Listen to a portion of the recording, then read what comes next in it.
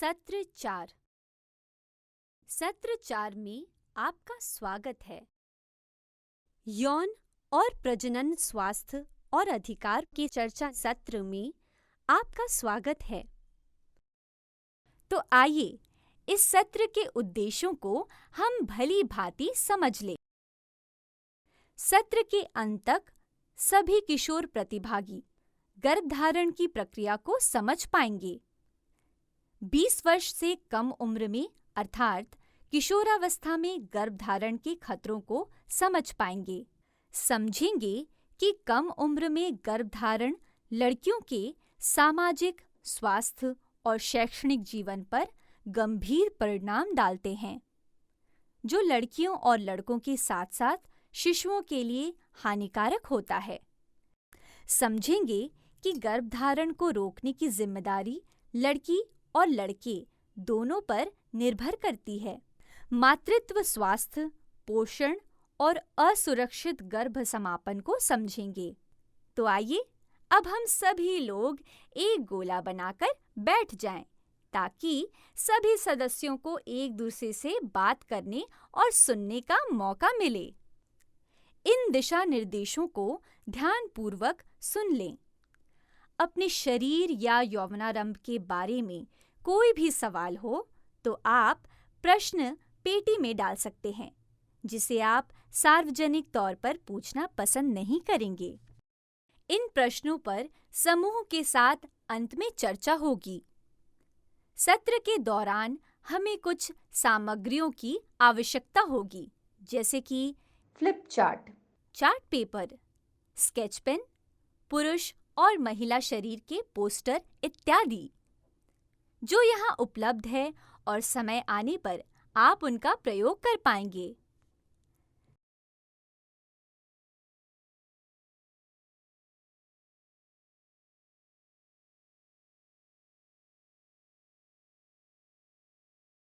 किशोरावस्था में मातृत्व, बाल विवाह यानी कि कम उम्र में शादी भारत में चिंता का एक बड़ा विषय है।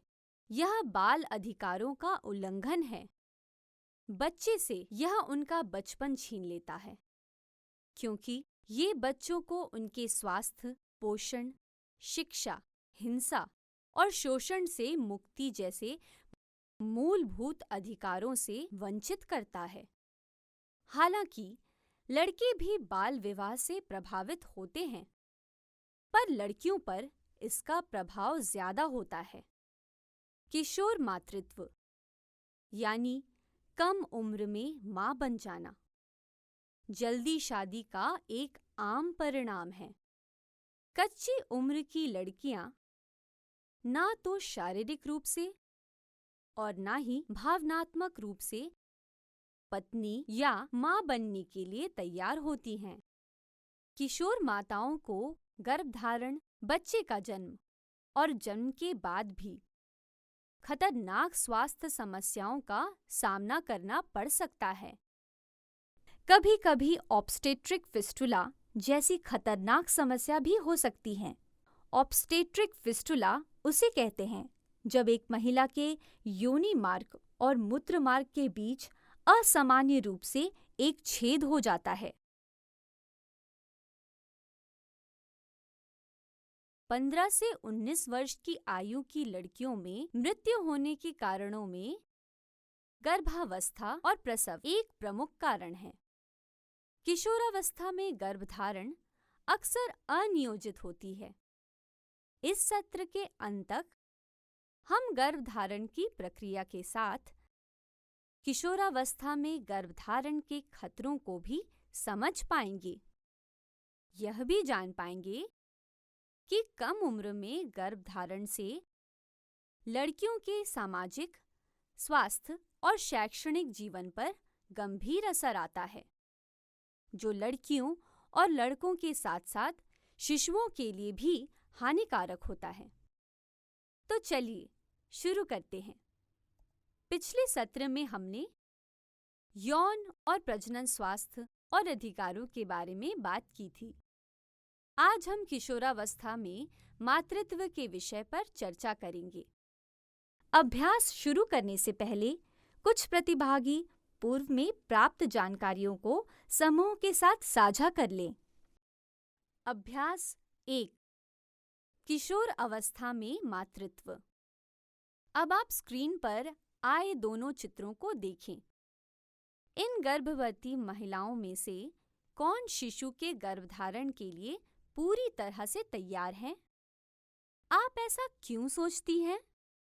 आप अपना उत्तर अपनी पुस्तिका में लिखकर रखें। चलिए, अब हम कुछ और जानकारी साझा कर लें। किशोर लड़की का मन, मस्तिष्क और शरीर मां बनने के लिए तैयार नहीं होता है। चलिए अब हम कुछ और जानकारी साझा कर लें। एक किशोर लड़का भी पिता बनने के लिए तैयार नहीं है, क्योंकि वह भी खुद अभी एक बच्चा है। तो चलिए फिर जानते हैं कि गर्भवती होने की प्रक्रिया क्या है। जब पुरुष और महिला के बीच बिना किसी सुरक्षा के यौन संबंध स्थापित हो जाता है, तब पुरुष का शुक्राणु महिला के अंडाणु से मिलता है। जब ऐसा होता है तो मां की कोख में भ्रूण विकसित होता है। कोख में रक्त की सतह भ्रूण का पोषण करती है। इसलिए गर्भावस्था के दौरान माहवारी का आना बंद हो जाता है। गर्भ शुक्राणु कोशिका और अंडाणु के साथ प्रारंभ होता है। शुक्राणु बेहद सूक्ष्म कोशिकाएं हैं, जिनका निर्माण लड़कों और पुरुषों के अंडकोश में होता है। स्खलन के दौरान करोड़ों शुक्राणु बाहर निकलते हैं, लेकिन मात्र एक शुक्राणु ही अंडाणु से मिल पाने में कामयाब हो पाता है और इसी से गर्भधारण होता है।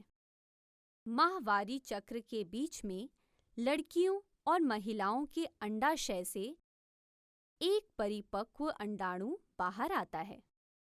इस प्रक्रिया को अंडजनन कहते हैं। यह फैलोपियन ट्यूब के सहारे गर्भाशय तक पहुंचता है। शुक्राणु उसमें तैरकर गर्भाशय ग्रीवा और गर्भाशय होते हुए फैलोपियन ट्यूब तक आते हैं।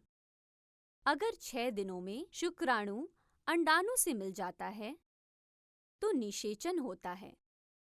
जब एक निषेचित अंडाणु गर्भाशय से जुड़ जाता है तो गर्भाशय हार्मोन का स्राव करता है, जो गर्भाशय की लाइनिंग को टूटने से बचाता है।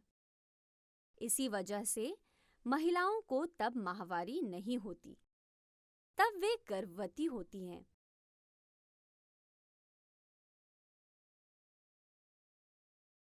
आइए अब इन महत्वपूर्ण बातों को जानें।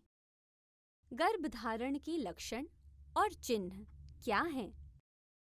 माहवारी चूकना, भारीपन का एहसास और स्तनों में दर्द, झुनझुनी, उल्टी या जी मिचलाना, भूख न लगना और बार बार पेशाब होना, थकान महसूस होना, कब्जियत, मिजाज में बदलाव, चक्कर आना और बेहोश होना। ये जरूरी नहीं कि गर्भवती होने की स्थिति में हर लड़की या महिला को बताए गए सारे लक्षणों का अनुभव हो। कुछ को इनमें कोई 1 या 2 या उससे अधिक संकेतों का अनुभव होता है। अगर कोई लड़की किशोरावस्था के दौरान गर्भवती हो जाती है तो उसे गर्भधारण और शिशु के जन्म के दौरान गंभीर समस्याओं का सामना करने का जोखिम रहता है। लड़की के प्रजनन अंग अभी पूरी तरह विकसित और परिपक्व नहीं होते, जो गर्भ का धारण कर सकें। किशोरावस्था का गर्भधारण गर्भाशय को गहरा नुकसान पहुंचा सकता है। किशोरी माताओं में गर्भधारण करने के दौरान समुचित वजन प्राप्त करने की संभावना कम होती है। इसलिए जिससे कम वजन के शिशु का भी जन्म होता है। कम वजन के शिशु के आमतौर पर सारे अंग पूरी तरह विकसित नहीं हो पाते। यह आगे कई और समस्याओं का कारण बन जाता है, जैसे मस्तिष्क में रक्तस्राव यानी दिमाग के भीतर खून का रिसाव, सांस डिस्ट्रेस सिंड्रोम यानी सांस लेने में कठिनाई, और आंत की समस्याएं भी हो सकती है। महिलाओं को यह तय करने का अधिकार है कि वे कब, कैसे और कितनी बार गर्भ धारण करें। यह माता और पिता दोनों की जिम्मेदारी है कि वे बच्चे की पूरी देखभाल करें। संभावित अभिभावकों को एक साथ मिलकर गर्भधारण का समय, बच्चों की संख्या और 2 गर्भधारण के बीच अंतर, चाइल्ड स्पेसिंग का निर्णय लेना चाहिए। अगर कोई किशोरी लड़की गर्भवती हो जाती है तो उसे आशा दीदी, एएनएम दीदी या प्रशिक्षित डॉक्टर से जितनी जल्दी हो सके मिल लेना चाहिए और अपनी और अपने कोख में पल रहे शिशु की समुचित देखभाल के लिए सलाह लेनी चाहिए। जब लड़की की माहवारी चक्र के अनुसार माहवारी नहीं आई और उसने थोड़ा पहले यौन संबंध बनाया हो, तो उसे तत्काल गर्भधारण परीक्षण कराना चाहिए और नज़दीकी क्लिनिक जाकर आशा दीदी, एएनएम दीदी या प्रशिक्षित डॉक्टर से मिलना चाहिए। वे आपकी इन तरीकों से मदद कर सकते हैं: रक्तचाप की जांच, मूत्र परीक्षण द्वारा ग्लूकोज या संक्रमण संबंधी जांच। वे आपको गर्भावस्था से जुड़ी सलाह देंगे और इस दौरान आपको क्या खाना और पीना चाहिए यह भी बताएंगे। अगर आपका गर्भधारण जोखिम वाला है, तो वो यह भी सलाह देंगे कि आपको किस तरह की सावधानी रखनी होगी।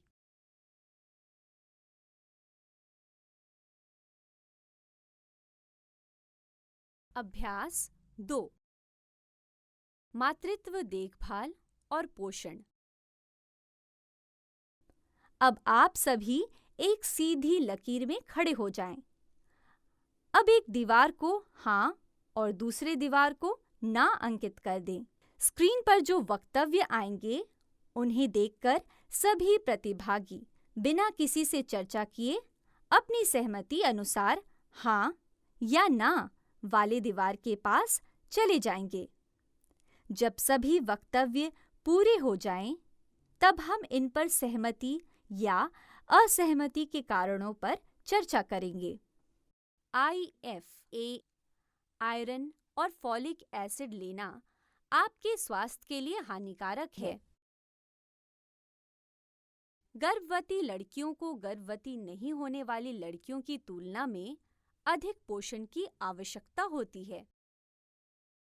यदि गर्भवती माँ एनीमिया से पीड़ित है, तो इसका प्रभाव शिशु पर पड़ता है। माँ का दूध बच्चे के पोषण के लिए महत्वपूर्ण नहीं है। 6 माह तक केवल माँ का दूध पिलाया जाना चाहिए। आइए अब इस पर थोड़ी और चर्चा करें। ये सभी बातें वैज्ञानिक तथ्यों पर आधारित हैं। हम दोबारा स्क्रीन पर देखेंगे कि हमारी जानकारी कितनी पुख्ता है। 1. IF आयरन और फॉलिक एसिड टैबलेट लेना आपके स्वास्थ्य के लिए हानिकारक है। असहमत। यह शरीर का हीमोग्लोबिन स्तर बनाए रखने में सहायता करता है। 2. गर्भवती किशोर लड़कियों को गर्भवती नहीं होने वाली लड़कियों की तुलना में अधिक पोषण की आवश्यकता होती है। सहमत। किशोरावस्था के दौरान गर्भधारण लड़कियों में पोषण की जरूरत को और बढ़ा देता है। किशोर गर्भावस्था में खराब भोजन और मां का कम वजन कम वजन के शिशु के जन्म का कारण बन सकता है। 3. यदि गर्भवती माँ एनीमिया से पीड़ित है तो इसका प्रभाव शिशु पर नहीं पड़ता है। असहमत।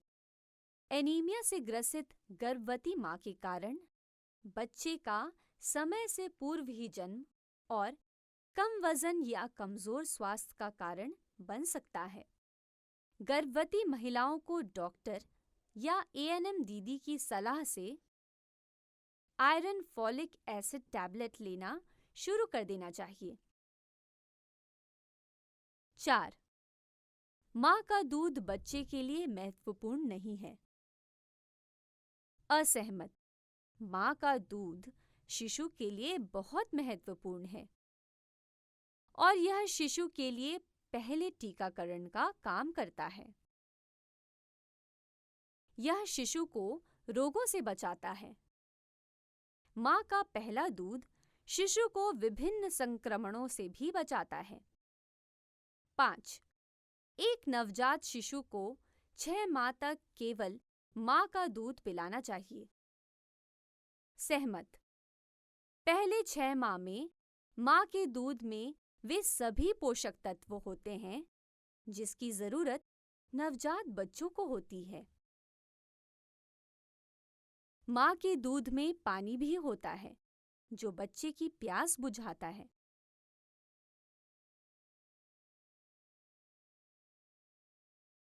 अभ्यास 3.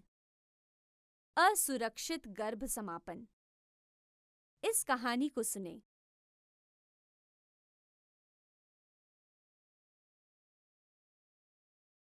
पंद्रह वर्षीय चांदनी एक विवाहित लड़की है और उसकी शादी 17 साल के एक लड़के महेश से हुई है।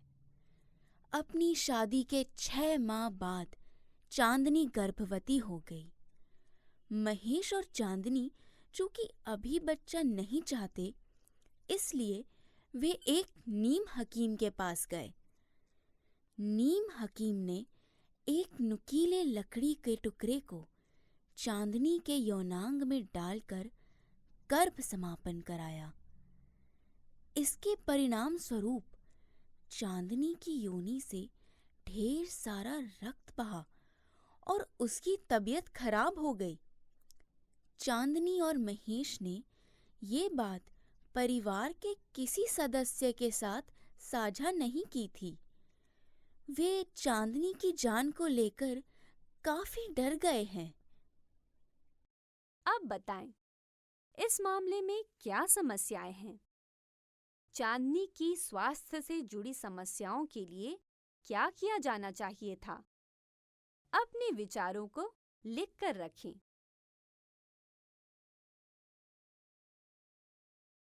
जीवन में हमें कुछ समझदार निर्णय लेने पड़ते हैं। आज से हम निर्णय लेने की प्रक्रिया के बारे में बात करना शुरू करेंगे। सही और समझदार निर्णय लेने के लिए कुछ मामलों पर विचार करना बहुत महत्वपूर्ण है। ये हम कुछ कदमों में करते हैं। निर्णय लेने के कदम। समझें। मुद्दे और समस्या को पूरी तरह से समझा जाना चाहिए। संकलन। मुद्दे और समस्या के ऊपर आवश्यक जानकारी एकत्र की जानी चाहिए। विश्लेषण करें। जानकारियों का विश्लेषण करना चाहिए। पता करें। हर प्रकार के विकल्पों का पता लगाया जाना चाहिए। निर्णय लें। सबसे अच्छा विकल्प तय करें और फिर उचित निर्णय लें। तो ये कदम इस क्रम में ही होना चाहिए। समझें, संकलित करें, विश्लेषण करें, पता करें और निर्णय लें। इन बातों को याद कर लें और लिख कर रखें। चलिए, हम कुछ मदद करते हैं। चांदनी और महेश की कहानी में हम देखेंगे कि हमें निर्णय लेने के लिए क्या करना होगा। चरण 1। सबसे पहले हम यह जानेंगे कि चांदनी और महेश के लिए क्या मुद्दे या दुविधाएं थी। चांदनी और महेश ने गर्भधारण की कोई योजना नहीं बनाई थी। गर्भधारण अनियोजित थी, यानी उन्होंने सोच समझकर गर्भधारण नहीं किया था। वे बच्चे नहीं चाहते थे क्योंकि वे खुद बच्चे हैं। यह जरूरी है कि दोनों को मिलकर बच्चे पैदा करने या गर्भ समापन के बारे में निर्णय लेना चाहिए, क्योंकि इस निर्णय से दोनों के जीवन पर असर पड़ेगा। चरण 2। निर्णय लेने के लिए चांदनी और महेश को पहले जरूरी जानकारी इकट्ठी करनी होगी। उन्हें किस प्रकार की जानकारी की जरूरत है? चांदनी और महेश को गर्भधारण से कैसे बचें, उसके बारे में, विभिन्न गर्भ निरोधकों के बारे में, सुरक्षित गर्भ समापन के बारे में और चिकित्सा सहायता के लिए कहाँ जाएं, किससे मिलें, इस तरह की जरूरी जानकारियों की आवश्यकता है। हम अगले सत्र में गर्भ निरोधक पर भी चर्चा करेंगे। असुरक्षित गर्भ समापन के कारण लड़कियों और महिलाओं को कुछ ऐसी समस्याओं का सामना करना पड़ता है जिससे उनका जीवन संकट में पड़ जाता है, जैसे रक्तस्राव यानी अत्यधिक खून का बहना, संक्रमण और योनि मार्ग और आंतरिक अंगों का क्षतिग्रस्त होना, पेट दर्द और मानसिक चोट इत्यादि। असुरक्षित गर्भ समापन के कारण यदि किसी परेशानी का सामना करने की स्थिति बन जाए तो उचित उपचार और रेफरल सेवा के लिए प्रशिक्षित चिकित्सक से सहायता लेना जरूरी है। स्वास्थ्य संबंधित सेवा देने वालों का यह कर्तव्य है कि समस्याओं का सामना कर रही किसी भी लड़की या महिला को जान बचाने वाली चिकित्सीय सेवा तुरंत प्रदान करें। चरण 3। इकट्ठा किए हुए जानकारियों का विश्लेषण करना जरूरी है। गर्भधारण में देरी करने के लिए कई उपाय हो सकते हैं और असुरक्षित गर्भ समापन से बचने के भी कई तरीके हो सकते हैं। चरण 4। यह भी सोचें कि इस जानकारी को इकट्ठा करने और विश्लेषण करने के बाद चांदनी और महेश के लिए कौन से विकल्प उपलब्ध हैं। चरण 5। चांदनी और महेश अब निर्णय लेने के लिए तैयार हैं। यदि आप चांदनी और महेश के स्थान पर होते, तब क्या निर्णय लेते और क्यों? एक बात गौर से समझ लें, किसी को भी किसी भी मुद्दे पर निर्णय लेने के लिए परिस्थिति को समझना, जानकारी एकत्र करना, जानकारियों का विश्लेषण करना और विभिन्न विकल्पों का आकलन करना जरूरी है। चलिए अब देखते हैं कि चांदनी और महेश के लिए सबसे अच्छे विकल्प क्या हो सकते हैं। उन्हें तत्काल स्वास्थ्य सेवा की जानकारी लेना चाहिए। जब तक चांदनी का इलाज पूरा नहीं हो जाता और वो पूरी तरह ठीक नहीं हो जाती, तब तक उसे यौन संबंध से बचना चाहिए। उनको गर्भ निरोधक संबंधी जानकारी लेना चाहिए और उनका उपयोग करना चाहिए। आप तो इन बातों को भली भांति समझ गए होंगे। आप अपने माता-पिता, बहन, भाई, भाभी और दोस्तों से इस सत्र से प्राप्त जानकारी को जरूर साझा करें। उन्हें बताएं कि माता-पिता होने का निर्णय लेने के लिए वे कौन सी महत्वपूर्ण बातें हैं जिन्हें ध्यान में रखी जानी चाहिए। चलिए मुख्य बिंदुओं को एक बार फिर दोहराकर याद कर लें। कम उम्र में गर्भधारण 20 साल से पहले स्वास्थ्य और सामाजिक स्तर पर नकारात्मक परिणाम देता है। असुरक्षित गर्भ समापन से स्वास्थ्य पर नकारात्मक परिणाम हो सकते हैं और जान भी जा सकती है। यदि आप गर्भावस्था के लक्षण अनुभव करते हैं या आपको लगता है कि आप गर्भवती हो सकती हैं, तो डॉक्टर या स्वास्थ्य कर्मी से बात कर लेनी चाहिए। गर्भधारण से बचा जा सकता है या योजनाबद्ध तरीके से गर्भधारण किया जा सकता है। आज का सत्र यहीं समाप्त हुआ। फिर मिलेंगे अगले सत्र में नई और महत्वपूर्ण जानकारियों के साथ। धन्यवाद।